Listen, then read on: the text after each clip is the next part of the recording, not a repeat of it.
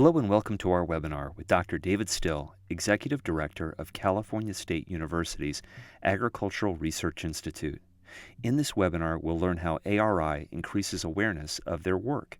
Dr. Still will address the impact this increased awareness has on breaking down collaboration barriers between students, faculty, and the California agriculture industry.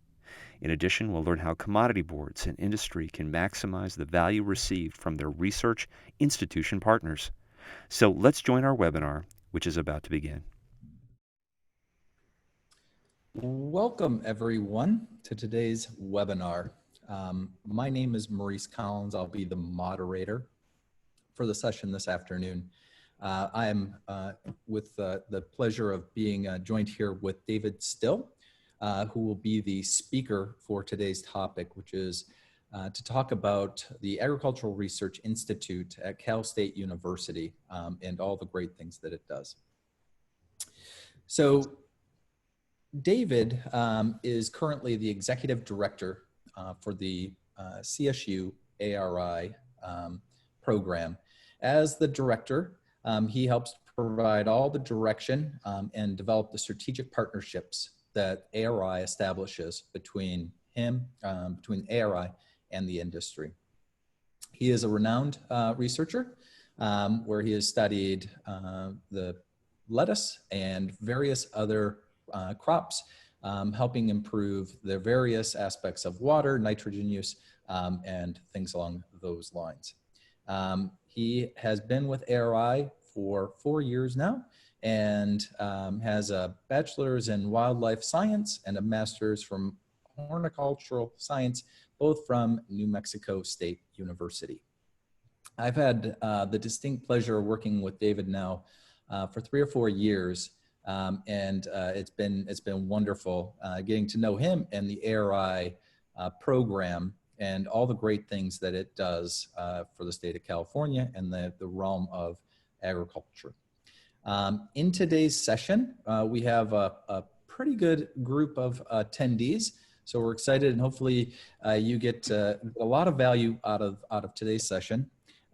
David's going to cover with you the basics around what ARI is, what it's designed to accomplish, how it has achieved its operational excellence on a shoestring budget.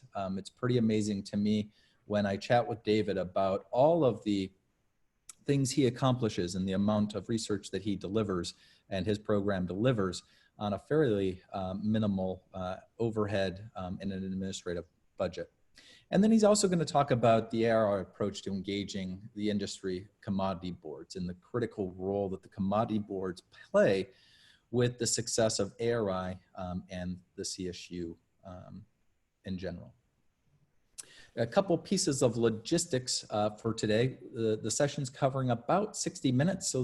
So David will speak for about 35 minutes of it, and then we'll leave roughly 20-25 minutes for Q&A at the end. Another minor detail is this is a series of articles and communications about ARI. So this initial conversation is really going to provide a good summary and an overall broadcast of what ARI does.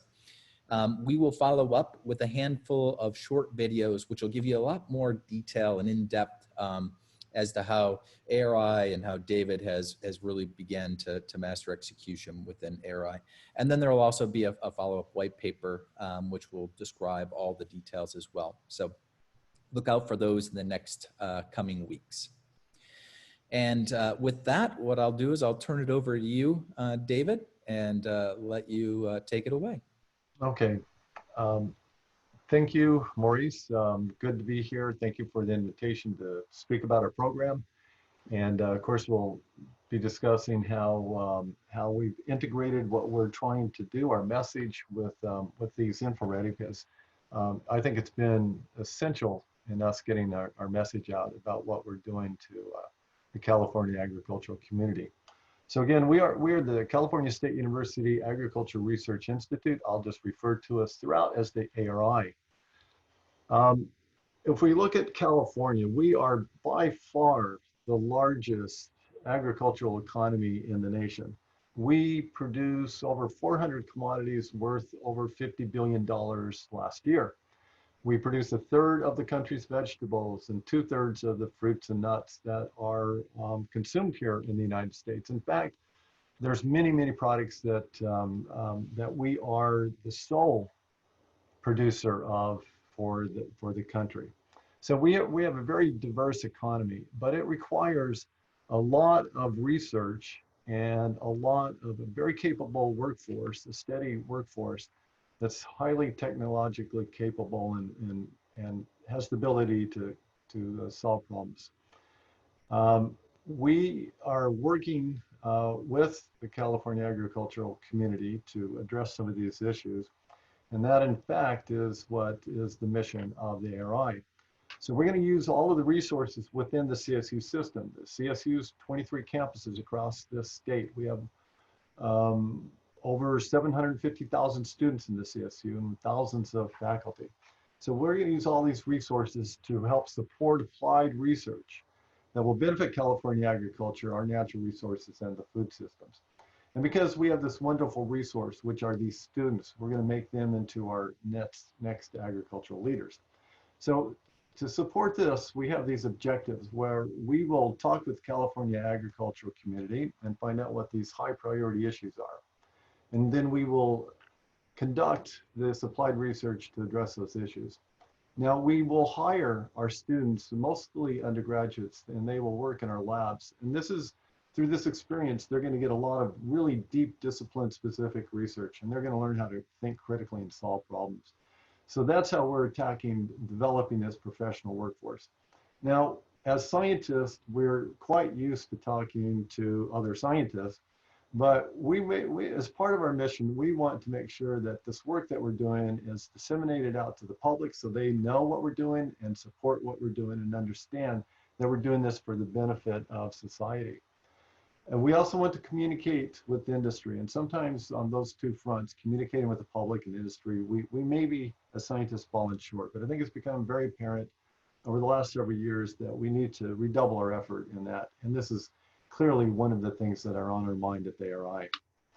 Now, we have funding for the ARI straight from the state legislature, and we have what we call ARI campuses, which are circled here on this map. And I'll be throughout this thing, I'll be using my mouse so you can kind of follow around. So anywhere we have a circle on this state of California map is an ARI campus. So we're found at Humboldt, Chico, Monterey Bay, Fresno, San Luis Obispo, and Pomona. But we are rolling out over the last few years the whole agricultural program to the other 17 campuses that you see highlighted on this map here. So we are like my office is kind of like a spoke or the hub, and we are this wheel with these ARI campuses throughout the state. And on each of these campuses, we have a campus coordinator. We work with the deans, and then we work with the university presidents and an industry representative to talk about the program, strategic thinking, and make sure that we're running it efficiently and figure out ways to increase our impact. So we have a lot of communication, and we're kind of the central hub to that, my office. So we get a state allocation of $4.35 million each year. Of that, we use funds, what we're showing here, about 3 million of it will go for these campus research, competitive research. Another 800,000 through the system, which are these higher impact grants, and then about $540,000 for the administrative across those 6 campuses. So if you add all that up, about 88% of our funding goes to research, 12% for administration, and about maybe of that 12%, maybe 3% comes to my office, which is myself and one other person helping out. So since our inception in 1999, we have allocated $171 million of funding. We have funded to date almost 1,000 projects, and we've used $80 million of state funds for that.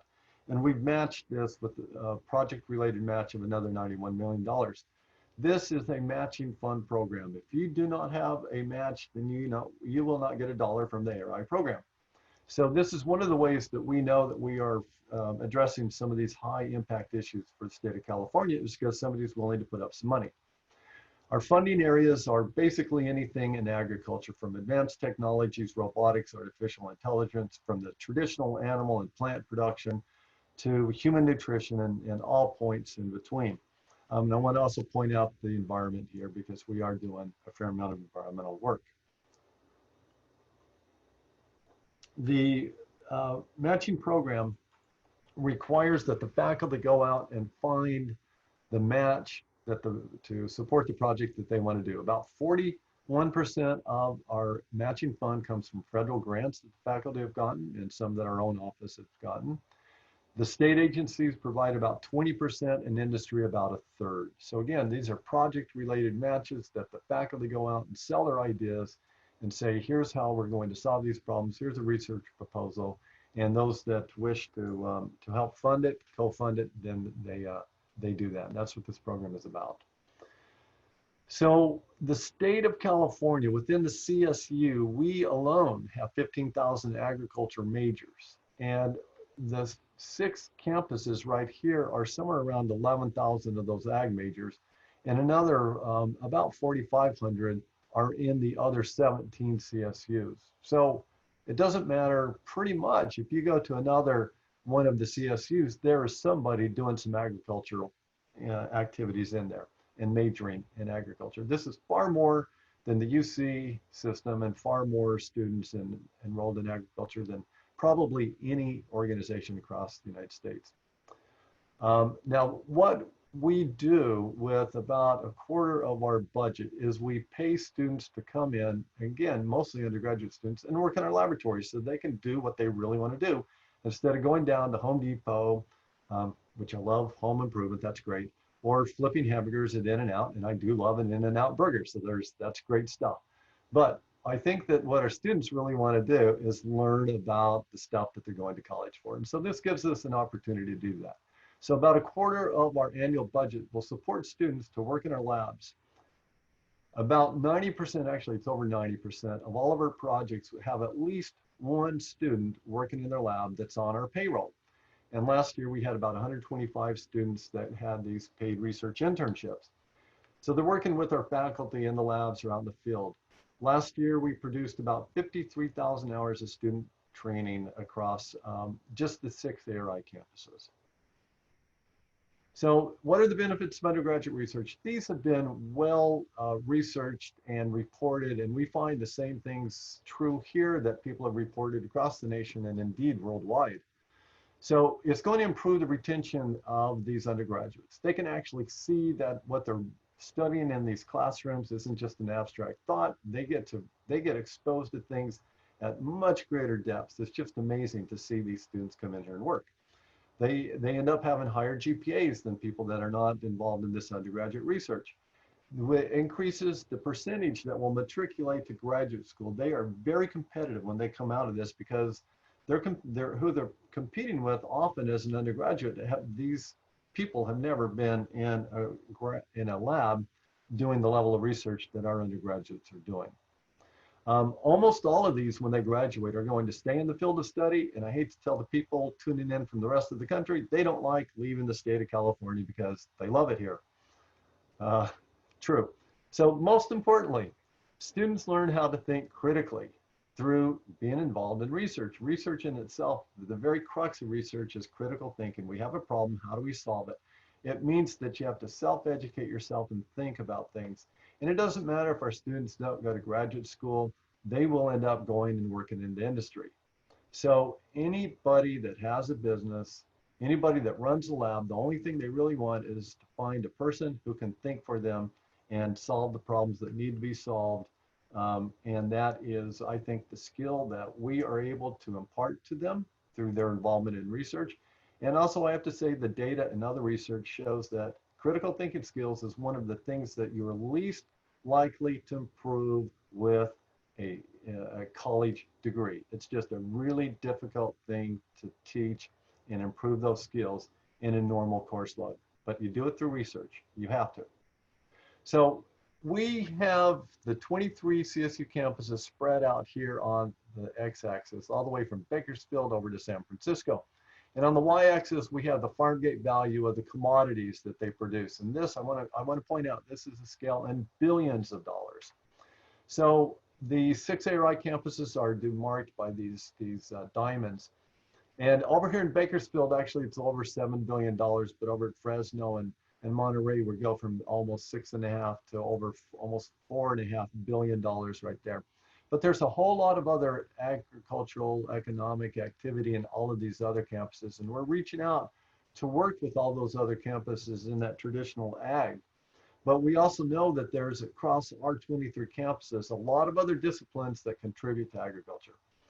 As I said, maybe a little bit earlier, maybe 20 or 30% of our funding will go to faculty that are outside of the colleges of agriculture. We fund people in biology so that they can bring in ecological, hydrology, and wildlife and biodiversity concepts into agriculture. We work with people in chemistry that are in biochem or organic or even PChem, depending on what they apply their skills. We work an awful lot with computer science because the artificial intelligence is a big deal, and especially some of that remote sensing that you'll see in California, developing some of the robotics that are weeding, and then they're working on some post-harvest technology. And so both the bioinformatics from sequencing and breeding is big data. The remote sensing is big data. If you work for the Agricultural Research Service, that's also big data. So there's a lot of different big data applications, and we're teaching people to code as well within our program, and you'll see something a little later about that. We work a lot with engineering folks too, because they like to build things, and man, it's wonderful to work with these folks.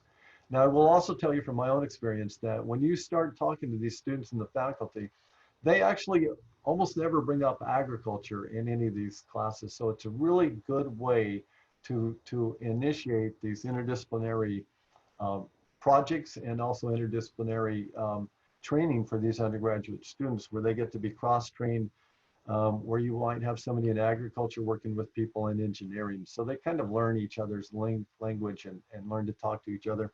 But importantly, they learn how to solve problems together. And that's what we're after. So some of the current research projects that we have, and I'm just going to show one example from each of our ARI campuses.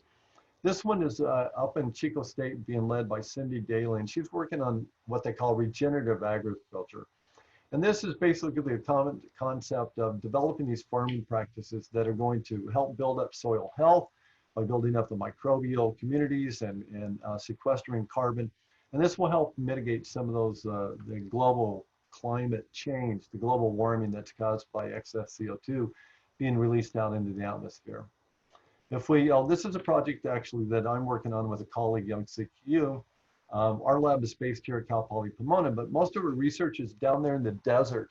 And this is where all of that lettuce you're eating right now is being produced. In fact, people will tell you that the best lettuce produced in the United States is produced in the desert.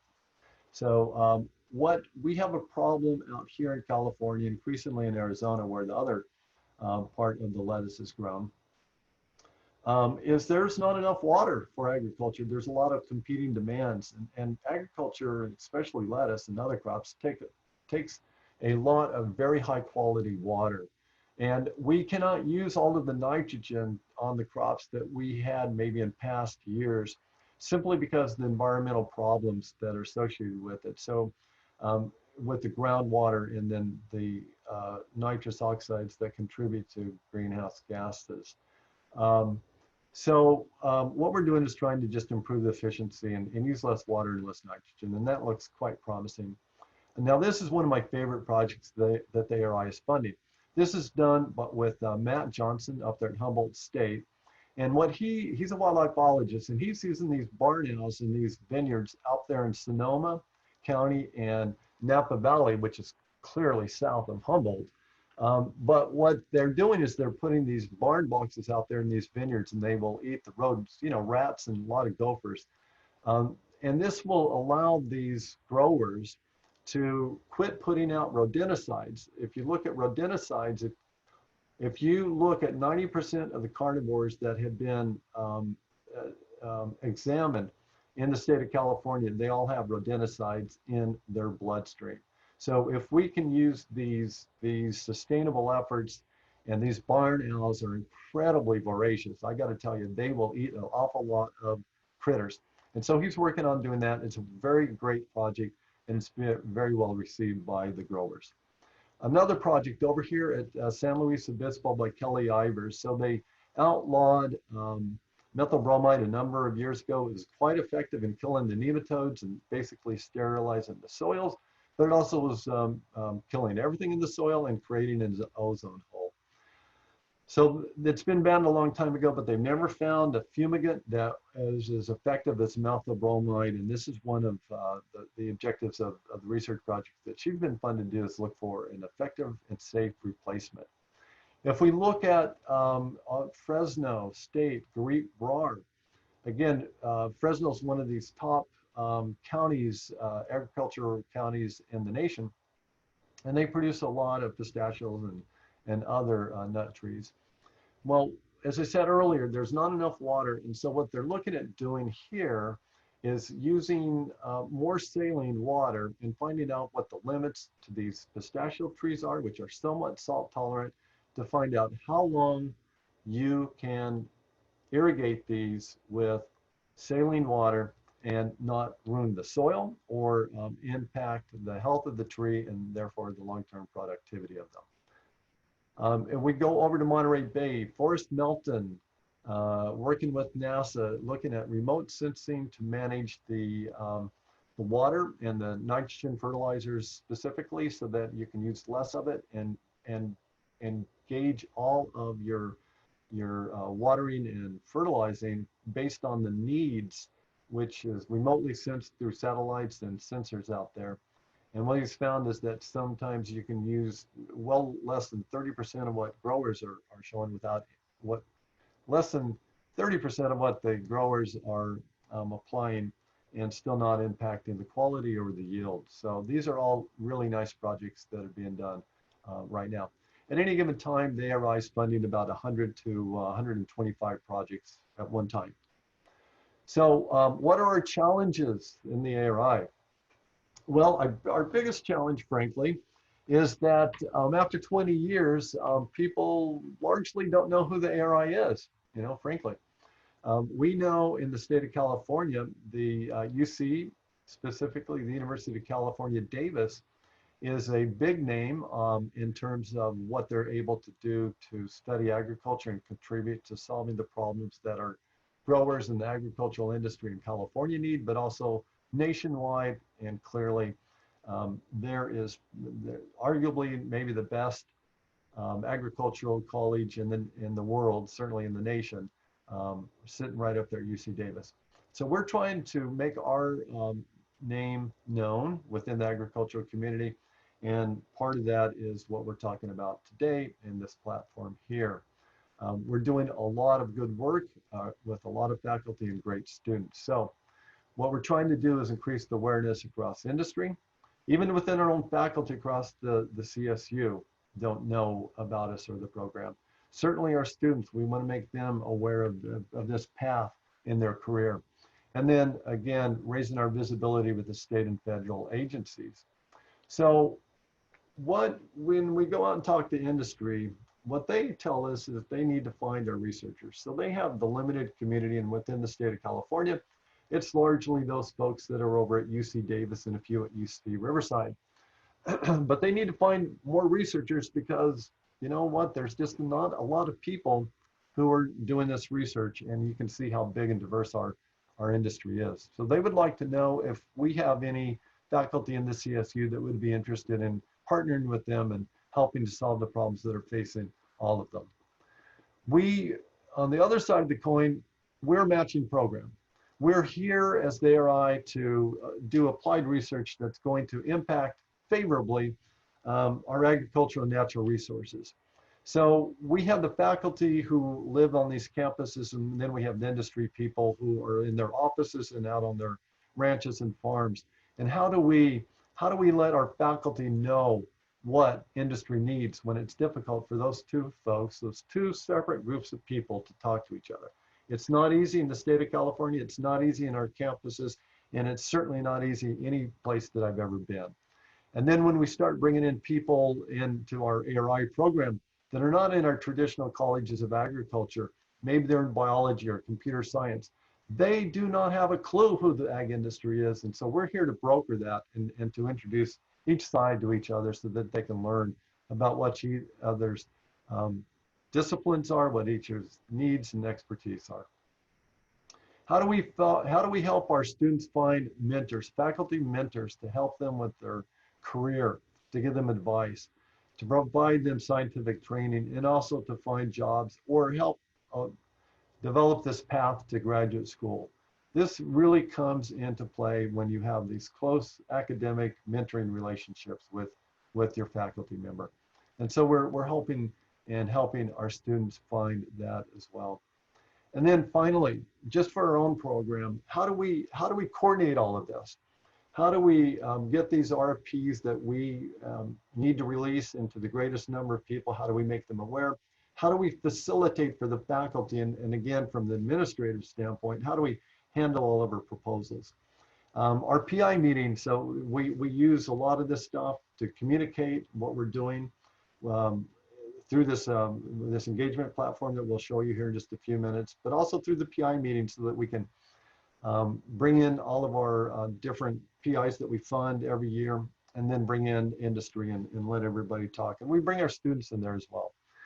And we're using this engagement hub as well to talk about some of the student opportunities. So if you want to find somebody to work in your lab, or a student wants to find a lab to work in, well, we're making that available to them. If we have some fellowship programs and workshop programs that they can apply to, and this all helps in developing their careers. So again, we're trying to build this up as a communication platform that will serve our needs to all of our, not only our program, but to all of the other, I hate to use the word, but stakeholders, the industry, the faculty, and even the administrators within the CSU and the UC. So what we have here, we're using actually two platforms. We have evolved into using two platforms that we've worked with InfoReady over the years. We're just now starting up over the last few months our ARI Agricultural Commons, what we're calling that engagement hub. And we see this as both the front and the back end of our process here at the ARI. So we see it as the front end where this is our platform. Everybody can come and learn about what we have to offer. And the industry, what we're showing some tiles here, industry can advertise what they want, what their need, and what they're about. And then our faculty can advertise again what they want, and what their expertise is, and then we have a system device so that we can actually merge the two needs there. And then in the middle, so I also say this is the end, but I'm going to go to the next slide.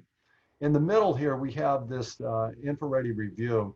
And this is where, this is a portal. If you're a faculty member and you're going to apply for a grant, you would go through us. And so we have our proposals that we commissioned InfoReady a few years ago, 4 or 5 years ago, to replace an old system that we had that was custom scripted for us by a single individual who took another job elsewhere. And we were in desperate need to figure out how to replace that online project management system and have it tailored to exactly what our ARI program needs, and then also fix some of the things that that were on our dream list, our wish list of how we think it should operate. So we'll show you that. Now, importantly, we have built in things into this application process and our assessment process that we're using, that we've commissioned, again, InfoReady, to mine our data so that we, again, can assess what our faculty's capabilities are. And, you know, as I said, we have 400 commodities that are produced in the state of California. Well, how much of those commodities and how much of the specific diseases or stresses or problems that they are addressing in their research, how many are we actually capable of talking to them about and saying, we have a person here that we want you to talk to, and this is part of that assessment of our program. looking at our funding portfolio to figure out where we're at, and then also where we can meet industry. This really gives us an overview of what the whole CSU's agricultural capabilities are through this office, and we think also through this platform here. So with that somewhat fast overview of the ARI program, I am going to pivot here. And as I said, what we'll do is we'll have some questions and answers at the end. And now I have just brought up what we're calling, again, that middle end. And I'm going to show you, both from the faculty point of view and from the administrative point of view, what we do. And if this is basically, if you were the faculty member and you logged in, this is pretty much the landing screen that you would see, except I've landed as an administrator in here. And so I have a little more functions than a faculty member, but this is the same portal that they would use. But I'm just going to show you about what our application would look like here. And I'm going to go down to one of our 6 ARI campuses to Fresno State, and I'll refine it, and then we will go down and let's see. Let's look at, this is the one that this is our call for proposals that we just did. We have all of the files right here that are needed by the faculty so that they can just download them and then submit them as part of that package. So we're going to take a look at what that final thing looks like just through a little bit of filtering here. They had something like 25 or 28 proposals, and we can look at any one of these. And let's just look at this one right here. And we can get a little bit of information right here. We can access any of the files that were submitted in support of that application. And then we can also take this application out and put it into a review. I just want to show you what it looks like. So when it's all collated as a PDF, we have a nice table of contents, and you can see what all of this is. I want to show you part of this data mining is research topic and focus. What is your expertise? So we ask our faculty when they're filling this out, and all of their co-investigators, so what is your specific expertise? And so Sharon tells us it's soil salinity assessment, management, crop nutrition. Nigel Quinn over there at the Berkeley National Laboratory, a co-investigator, well, here's his specific expertise. So we mine that data in this application. And then we have this is just some details about their matches. But then we've laid another layer on there, which aligns us with NIFA and also the different things that we need to know about our research portfolios, where we ask them what your agricultural issue is, what's your research topic, all the way down to the commodity that you're working with. And this is actually one of the nicest, because I'm still doing science and I apply to all of the different federal agencies and state agencies, and this is as easy as it gets, and it gives you a very nice proposal when we're all done, allows you to collate everything in there, allows the faculty member to put everything in there that they need, including the timelines, extra data, letters of support, the budget, and everything is just in this nice package right here, the CVs. And it's just really easy to handle your letters of support and everything else. So that's been really, from an administrative point of view, it's been great. It's been fantastic also as an administrator, because if we award this, then we just tack on more files about their budgets or budget changes that they do. So from an administrative point of view, it works quite well for us. And we can answer questions later if you have any other questions about that. Now I want to pivot over to our engagement hub. So here is, again, this has been a new product for us, but when Maurice came into my office last fall, it was not lost on me that this would be something that would solve some of our problems.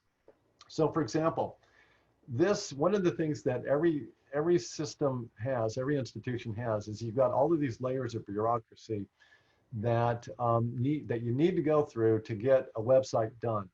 And this has all been ADA compliant because it went through our review boards. And so we can make tiles up in our own office in almost real time. This one we just did quite recently, as you can see. This is probably the most recognized graphics of the day, the coronavirus here. And so we have some questions coming up, and so we've allowed some guidance about here. And most of our faculty say, well, you know, we can't do research anymore. It's been impacted. How do we get a no-cost extension? And so here's our policy for that. So that is super easy, and there it is for faculty to go out there. Now, what I find, here's what I think is really cool about this. So here's our industry partners. And we have, I think, maybe up to 45 different commodity boards, and we've built tiles for all of them. So if I wanted to know something about the California prunes, we could click on their California prunes, and we would go out to a website that they built themselves. So we talked to the different commodity boards, and we asked them, so what do you want on your tiles? And so here's a link back into their commodity boards, and here's the stuff that they control. So it's well within the control of the commodity boards, not us. We're putting what they want on there as well. If I wanted to know, if I just wanted to look at all of these tiled up here, and I wanted to know what the research needs were, there's the blueberries, there's the walnuts, cow greens. So what if I wanted to know what the research needs are? I work with lettuce, full disclosure. What are the research needs of the Cal Greens Commodity Board? So here it is of plant breeding for lettuce and spinach. You know, you're looking at downy mildew, verticillium wilt. You're looking at food safety, spinach, insects, and water quality issues. You know, not enough water, using too much nitrogen. So again, this is stuff that each of the commodity boards has given us. And we are providing a platform to make it widely disseminable to everybody. Generally, the way it works, at least it's been my experience here in the state of California elsewhere, is that if you're faculty and you've been funded by one of these boards, you're on their mailing list. But if you're not on their mailing list, it's a little difficult to find out what the research needs are. So this is one platform that we think that we can do that. And then we're having these little, again, data mining things that we work with the commodity boards to fill out so that we can put information on their tiles, and we can say, well, you know, I wonder which of these groups is working with, if I've spelt this right, salinity. And so, for example, we know off the top, California, the almond board is all about salinity in water, California pistachio, strawberries, and the Tomato Research Institute. We can go back out here and say, well, you know, what kind of projects have been funded in salinity? And then we can see that there are some 19 results here's some projects that have been funded by it. We know that the almond board is working in salinity. We know that Garit Brar, a PI, is working on salinity. So it kind of merges the two depending on what filters or what search words you have in there. Now let's say that I'm, again, a faculty member, and we have about 120 faculty that are on the ARI list that we have funded currently.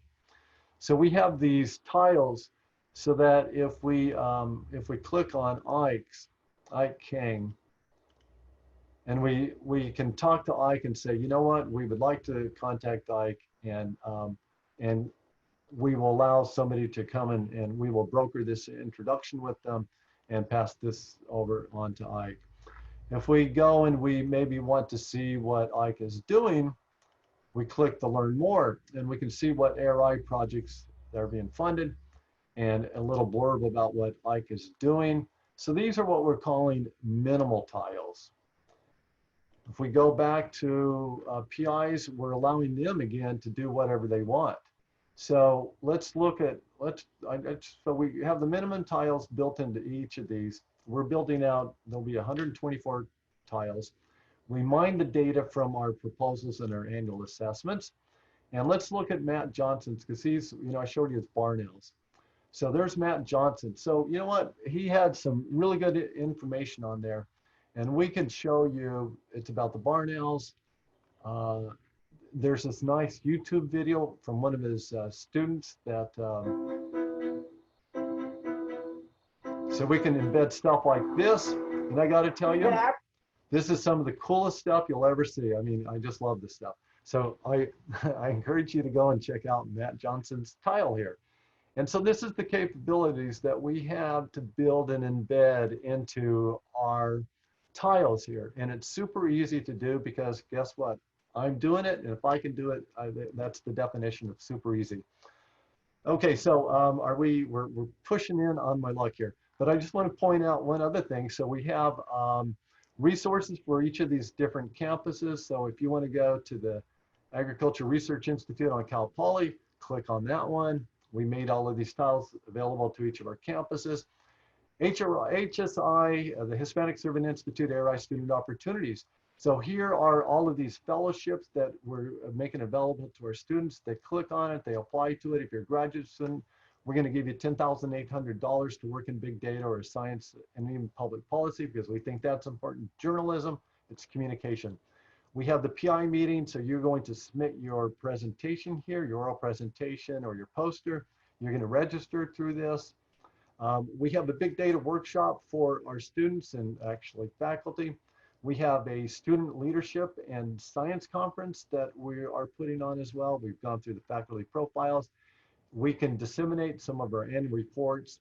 And so let's say that we want a job. So this is the thing that we want to build up. So here's the job announcement right here. So if you're a student, you want to work, you can apply through here. Maybe I would, if I am the business, then I've linked to their business as well, so you can actually learn about where you are working, and you can get turned on as a student. Maybe I want to work here, and maybe I don't. So here's another tile for industry if they want to recruit our students. And I can tell you, our students are great. They are just fantastic. It's unbelievable. Every one of our funded projects are over here. Right now, we've got 949. We've just funded another 50 or 60. You want to interact with us, you can send us different, contact us, and you can get directly to my office. We have colleagues across the nation that send us information and want us to recruit.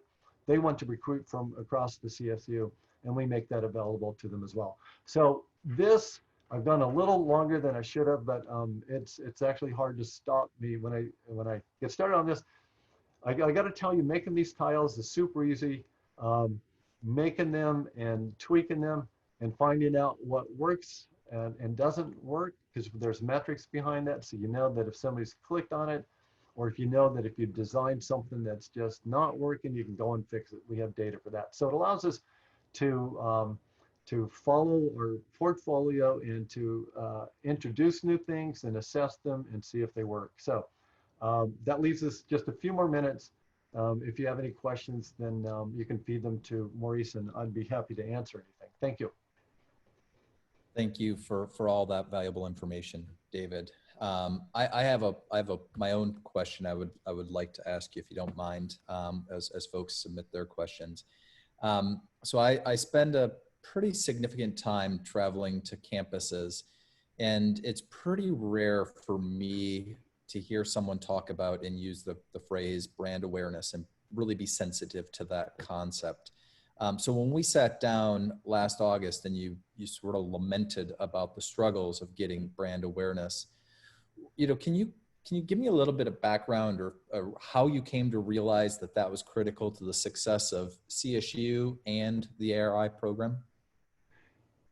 Yeah, so I think that I would have been, before this role, I would have been in that camp where, as a scientist, our training is in science, so we don't necessarily, I told you earlier that scientists don't tend to communicate with the public, and they just communicate with other scientists. And so you think that your reputation in science is built on the quality of your publications, and within that realm, it's true. But that's a pretty limited world. And then what it dawned on me is that you can have a really good product and people still don't know about it. And as I started talking to my different colleagues at UC Davis, Seed Biotechnology Center, the Genome Center, uh, Cornell, it doesn't matter who I'm talking to, industry, it dawned on me, public relations firms, it actually slowly dawned on me that, you know what, um, a lot of this comes out to public relations and branding and making sure that people know of the good work that you do. And if they don't know about you, they can't discover you. So it was a long, slow realization that just from different conversations about how do we get awareness, how do we get people to know about us? How do we get people to go to our PI meeting or work with ARI? It's that you need to make people aware of you, and so I guess that's brand awareness. So I again, as a scientist, I just used to think that was that not part of our in our wheelhouse, so to speak. That it'll take care of itself. Well, guess what? You need somebody to take care of that for you. If the scientists want to continue to focus on their science and the teaching, that's great. But as a program, you absolutely need people to find out about you and to use you. And it's a two-way street. You need to figure out what they want and get some sort of feedback. You need to build up a feedback loop and a platform and a communication protocols and follow-up and sustainability. So it's a long time in coming. I've got to tell you that. Perfect. All right. Well, I appreciate that. So we've got a bunch of questions that are coming through. So I'm gonna roll through these. So real quickly, can you describe with the commodity boards there in the state of California? Can you describe a good example of the commodity board, like how you interact with those, and basically how the commodity board can get the best value from ARI? Yeah, so again, so if we would survey the 40 or 50 commodity boards at the beginning of this and said, how many of you guys know about the ARI? They would say, well, I kind of heard about you. And they might have even been working with the faculty whose their projects have been co-funded by their commodity board. But we don't have this brand recognition, and that's exactly what we're trying to do. So it actually started with, knocking on their door and saying, can we talk to you? Here's what our program is.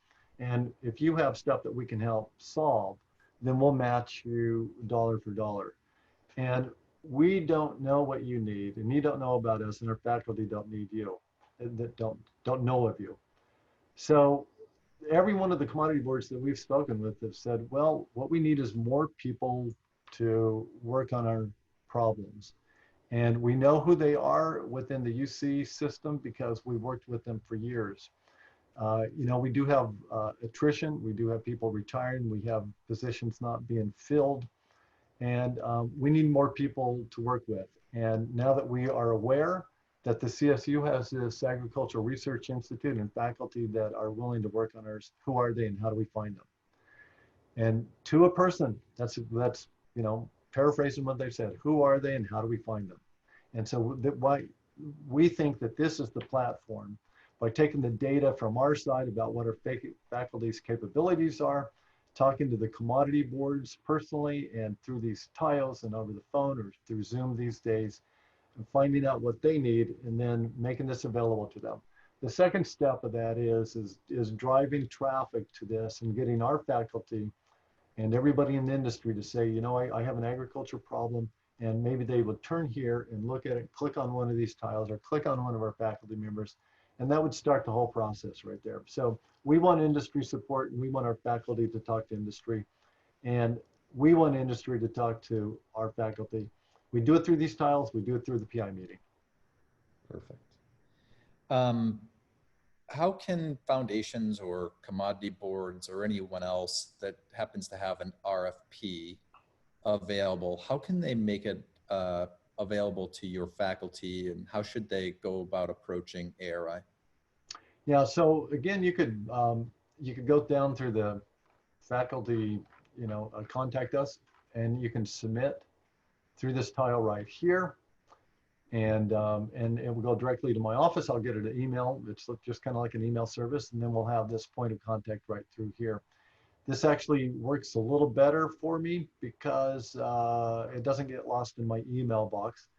And then we can start having a phone conversation in a Zoom. And then we have a little, again, metric, a little cube that we can,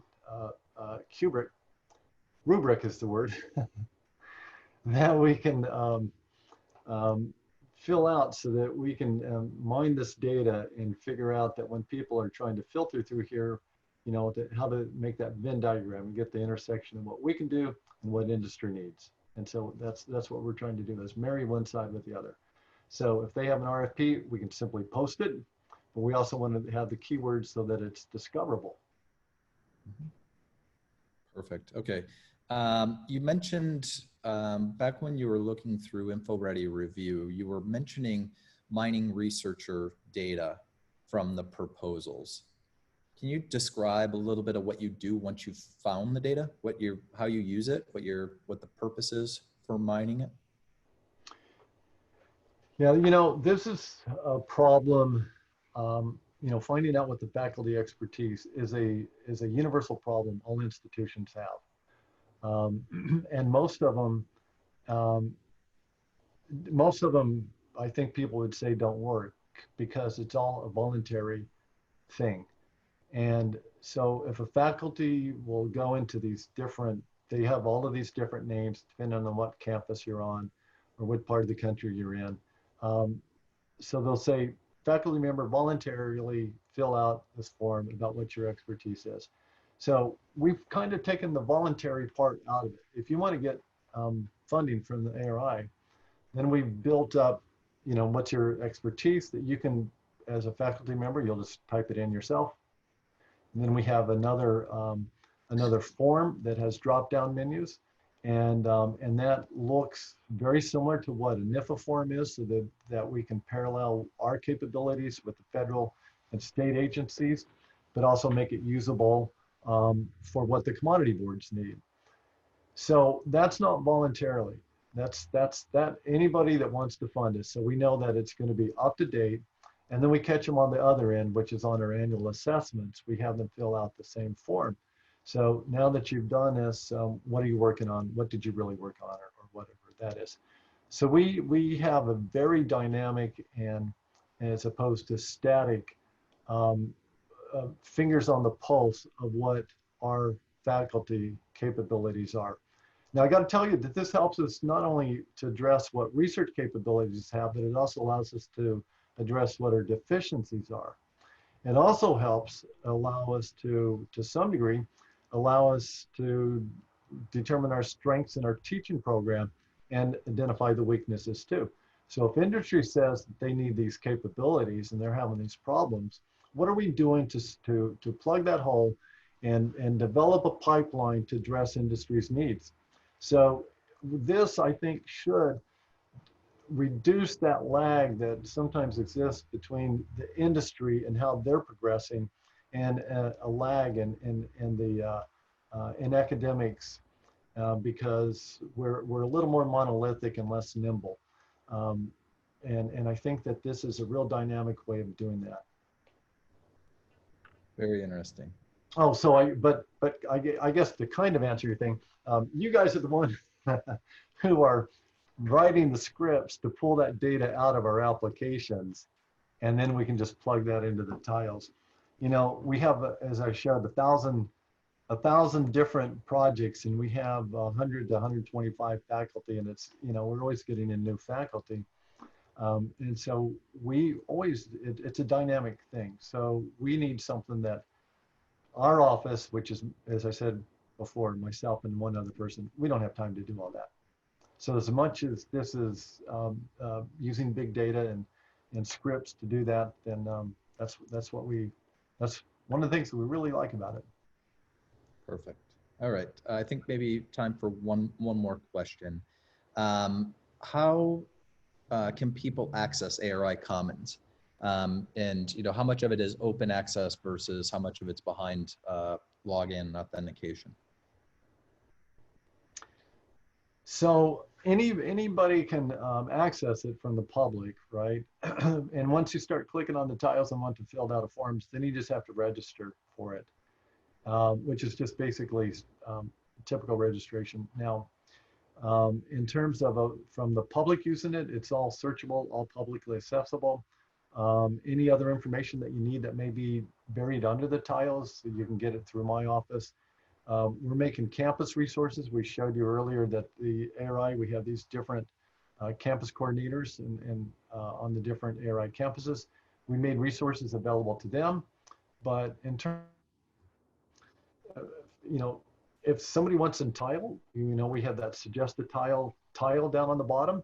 If industry has a job that they have, then they can just say, hey, here's a tile I want, and we'll put it on them. And this happens within hours.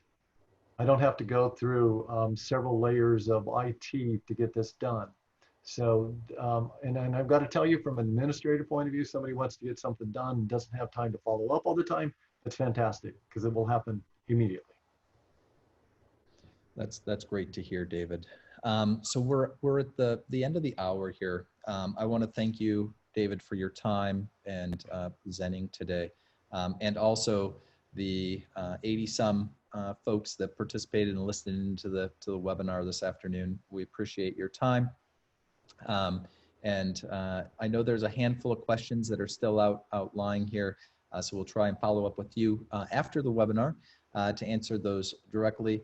And if you have any questions, by all means, you can reach out to David and or I, and we'd be happy to have any follow-up conversations that you may have. So Yeah, without further ado, thank you all. Thanks.